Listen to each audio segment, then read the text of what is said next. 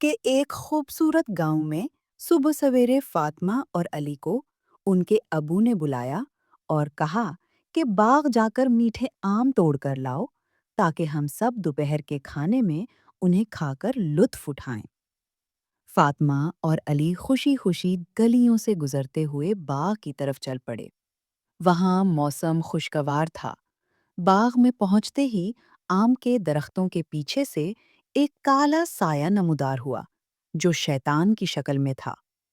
اس نے چالاکی سے علی اور فاطمہ سے کہا، باغ کے سب سے میٹھے آم باغ کے اس حصے میں ہیں، تم وہاں سے توڑ لو، کسی کو پتہ نہیں چلے گا، تمہارے ابو کو بھی نہیں۔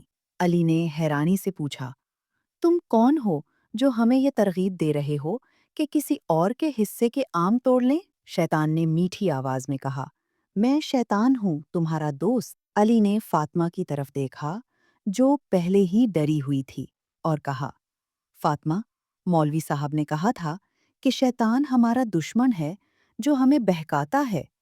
مولوی صاحب نے یہ بھی سکھایا تھا کہ جب کبھی شیطان کو دیکھو تو یہ کلمات پڑھ لینا۔ علی اور فاطمہ نے مل کر بلند آواز میں کہا، اعوذ باللہ من الشیطان الرجیم، بسم اللہ الرحمن الرحیم۔ یہ کلمات سنتے ہی شیطان چیختا چلاتا ہوا غائب ہو گیا۔ فضا میں پھر سے روشنی پھیل گئی۔ علی اور فاطمہ خوشی خوشی اپنے حصے کے آم توڑنے لگے اور گھر واپس چلے گئے۔ گھر پہنچ کر فاطمہ نے اپنی امی کو ساری کہانی سنائی۔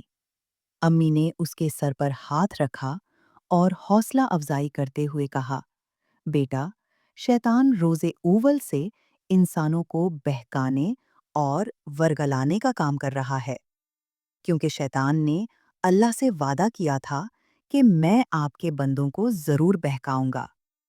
اللہ تعالیٰ نے ہمیں شیطان سے بچانے کے لیے یہ کلمات عنایت فرمائے ہیں، لہٰذا تم جب کبھی شیطان کو دیکھو تو یہ کلمات پڑھ لیا کرو۔ اس کے بعد سب نے مل کر دوپہر کا کھانا کھایا اور میٹھے آم سے لطف اندوز ہوئے۔